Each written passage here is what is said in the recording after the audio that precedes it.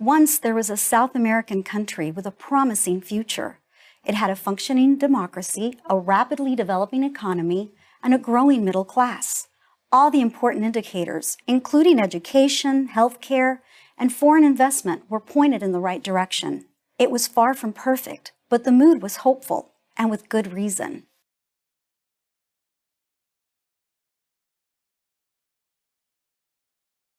But now all that promise is gone. The country is a failed state, a hollowed-out shell of its former self. Services like power and water are sporadic. The most basic consumer goods, from bread to toilet paper, are in chronically short supply. Crime has skyrocketed. Freedom of the press is almost non-existent. Democracy has been replaced by a virtual dictatorship. The country is, I'm sorry to say, my beloved Venezuela, a place in which my family has deep roots. I can tell you what happened to it in one word: socialism.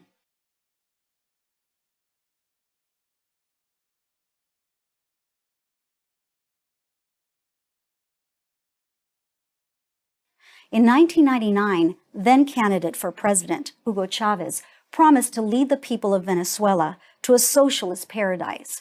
His theme was Esperanza y Cambio, hope and change. Venezuela is a nation of great wealth, Chavez said, but it's being stolen from its citizens by the evil capitalists and evil corporations. This wrong would be righted, he assured the voters, if they elected him. And they did, to their everlasting regret. Chavez drew inspiration from his mentor, Fidel Castro. Like his mentor, he enjoyed giving speeches that sometimes lasted as many as 7 hours.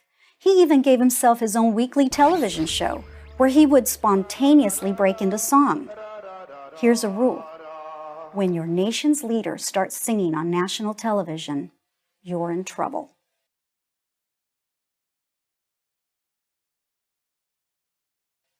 Under Chavez, the government of Venezuela took over industry after industry. The government, he assured everyone, would run these businesses better than private enterprise, and the profits would be shared by the people. With great fanfare, he tore up contracts with multinational oil and gas companies and demanded that they pay much higher royalties. When they refused, he told them to leave. They did. His image was burnished by Hollywood celebrities who flocked to see the great work he was doing, taking money from the rich and giving it to the poor. Progressive politicians from the US and Europe also praised him lavishly. Here's another rule: when Hollywood celebrities visit your country to praise your leader, you're in trouble. When the leader sings on national television and is praised by Hollywood celebrities, you're doomed.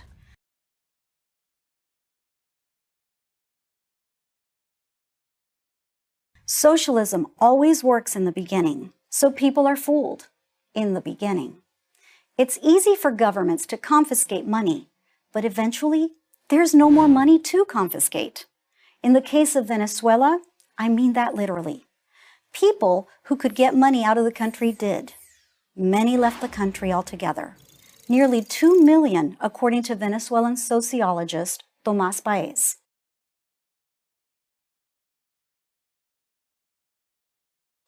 The wealth creators continued to create wealth, but they created it somewhere else, Miami or Madrid, and other places around the world. When Chavez first ran for president in 1999, he said he would leave in 2 years if people weren't happy with him. But, like Castro, Chavez never had any intention of giving up power. He died in office in 2013, replaced by his vice president, Nicolás Maduro. Maduro is Chavez without the charisma or the voice. The country is now a pariah, shunned by the world and isolated. It's so bad that many international airlines refuse to fly there. People stand in lines for hours just to get food. Sometimes they walk away empty-handed.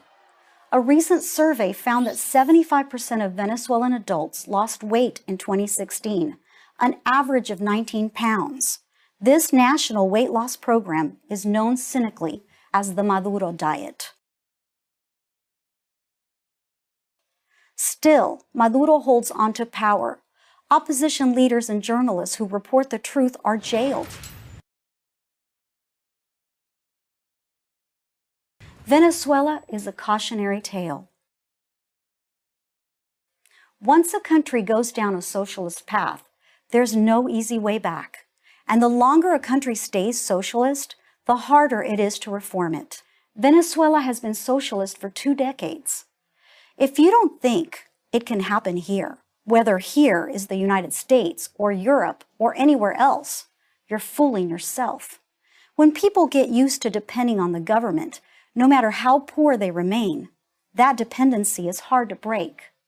That's why you should never buy the socialist lie. Socialism is a drug, and like a drug, it feels great at first, but eventually it will ruin your country, just like it ruined Venezuela.